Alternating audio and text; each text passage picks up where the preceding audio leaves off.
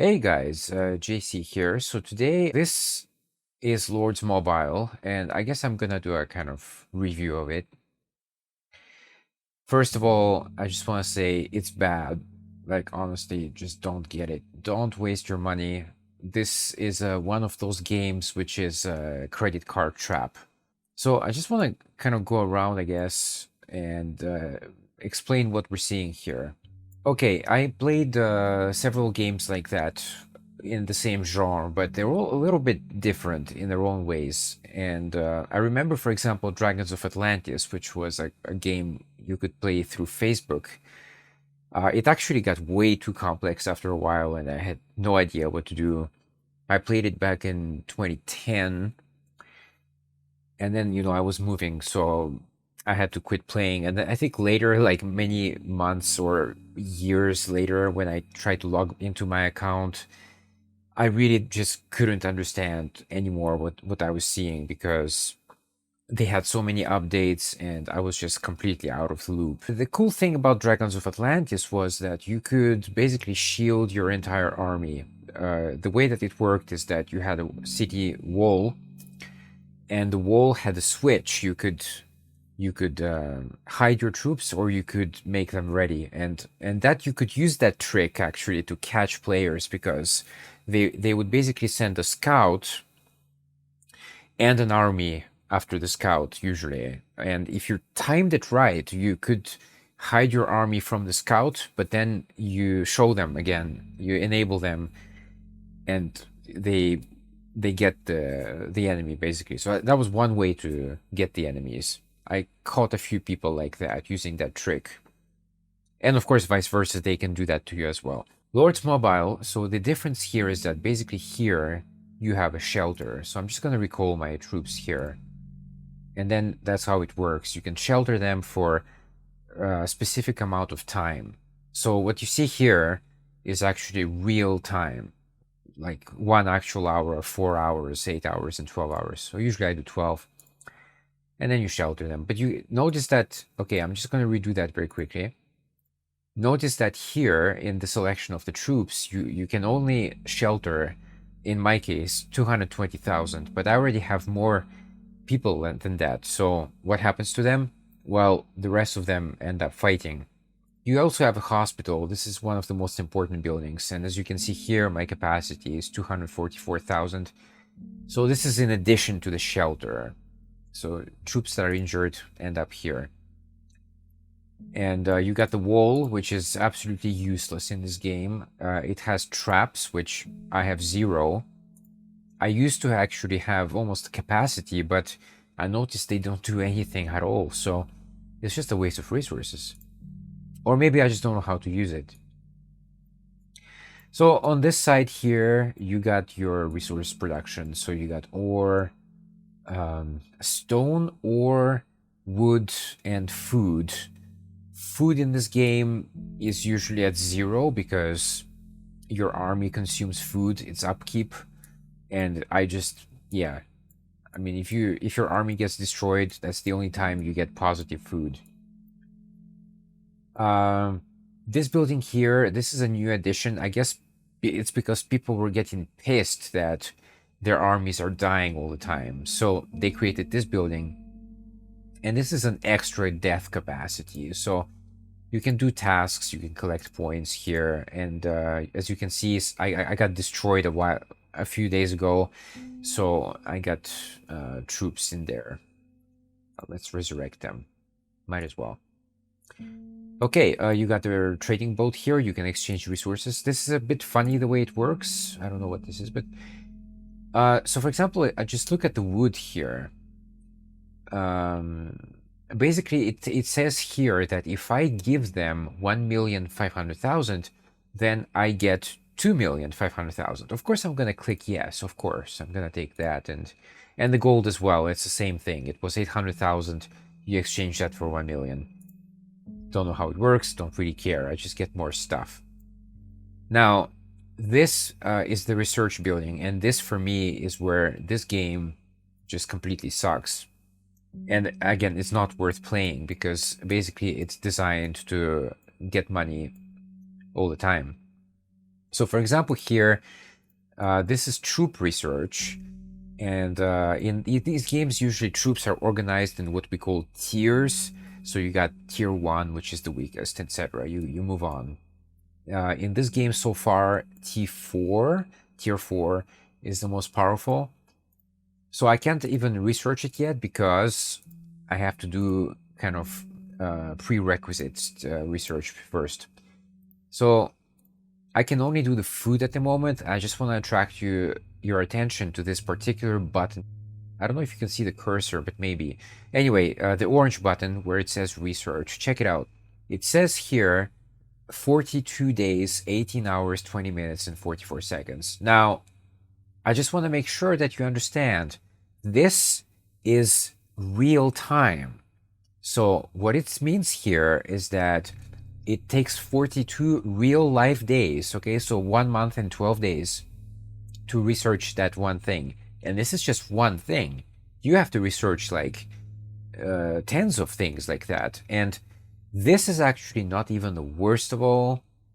There is some research which I saw before, and it takes about half a year. So just think about that. It takes literally 180 days. Like, I'm talking about real-time days. A half a year to do a research in a phone app. Just think about how ridiculous that is. But you might laugh at it and you might say, "This, yes, it's indeed ridiculous." But there are a lot of people who go through this game and they already have tier 4 a long time ago, and they already went through all this research. So I don't know what else to say here. I mean, basically, if I click on it right now, I can ask my alliance for help, and this is gonna shave off a few days here and there, but you still end up well over a month to do your research. And then the button next to that with the gems. So the gem is a currency in the game, okay? There is a way to actually get them for free every month. You have to do investments, or you can use money to actually buy gems. And this particular game is designed to get gems, so to get people spending money to accelerate the research, accelerate healing troops or whatnot.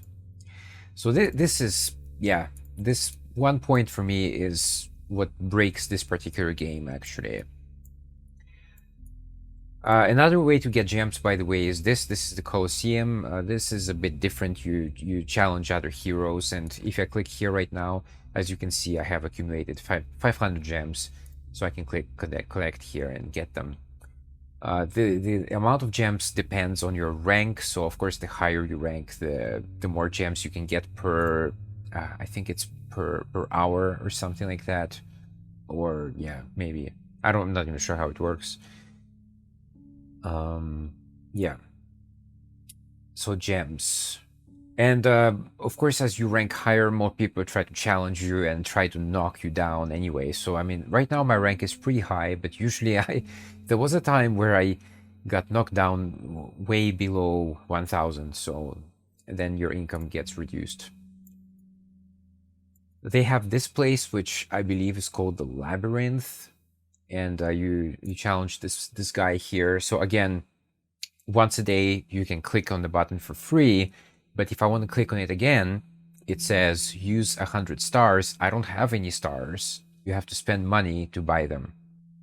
There are certain events you can get them as well, but usually that's not really important. The most of the bulk here comes if you buy them. So again, I don't want to spend my money anymore on this thing.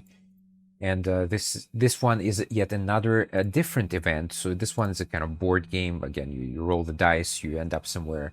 So you get one free roll a day. And if I want to do it again, as you can imagine, I have to pay more money. So it's all designed to get money. That's basically what I'm trying to say here. So Lords Mobile is all designed to get more money out of people. And unfortunately, actually, there's a lot of people who play this type of game, and Lords Mobile, in fact.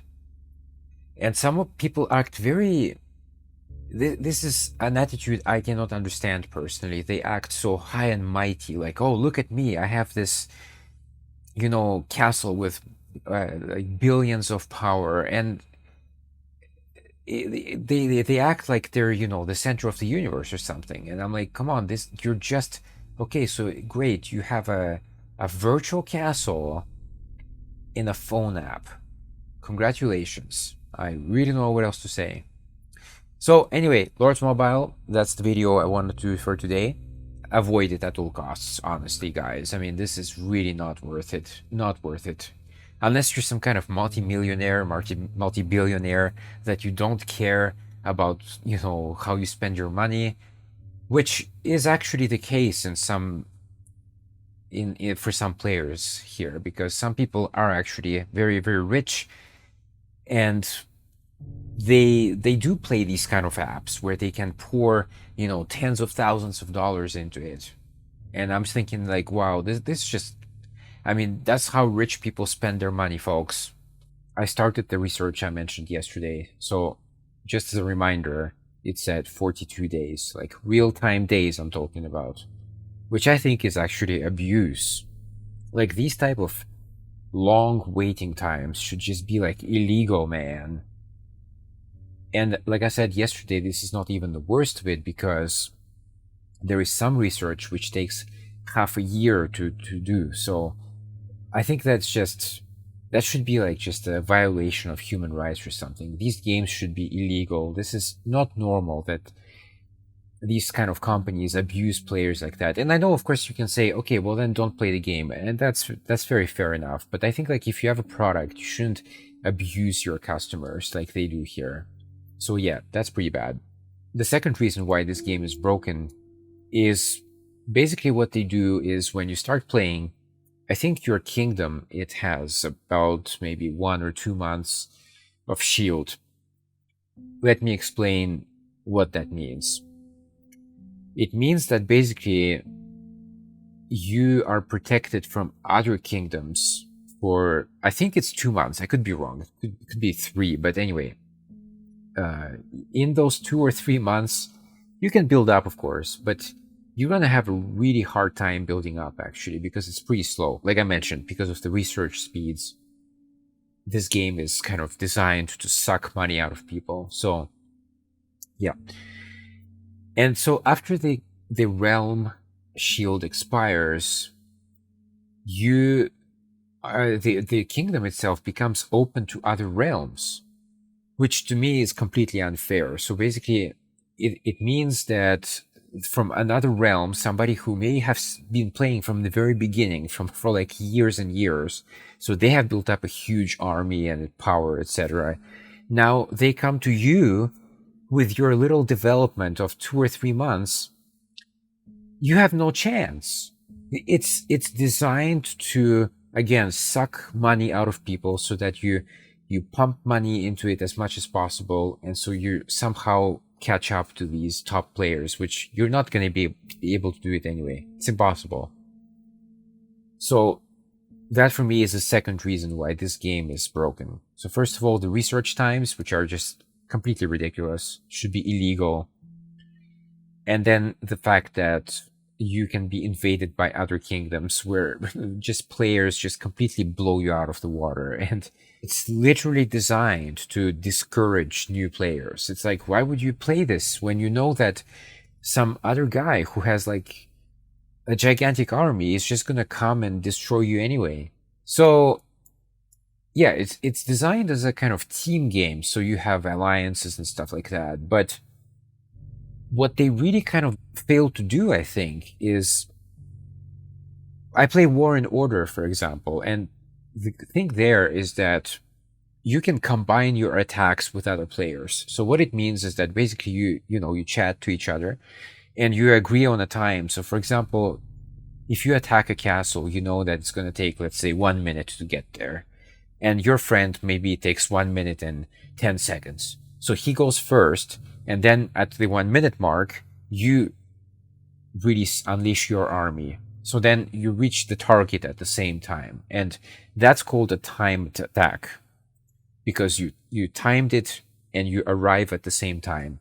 It can be very devastating because obviously you're combining the might of every player. But in this game, in Lords Mobile, they don't have this. And I suggested it to them to actually add this feature. And they're like, oh, we'll look into it. And didn't do anything. Trust me, these guys are not interested. They're just interested in making money. And that's all. So no timed attack. And as far as I know, even if you just defend another player, your shield drops. So again, I mean, this is completely different from War and Order, where you can defend other players without losing your own protection. But here you do lose your protection. So again, there is no motivation, even if you are in a team, there is no motivation to actually help your teammates because your shield is going to drop and you're going to become a target. For me, these are the three reasons to not play this game. So the fact that the kingdoms are open, the fact that the research takes an insane amount of time, and the fact that they don't have attacks or defense mechanisms for teams. And even though this game is technically marketed as a team game where you're encouraged to be a team player, the game mechanics just don't really encourage that kind of behavior. That concludes my two-part review of Lords Mobile. I think I made all the points, and so I'll see you next time.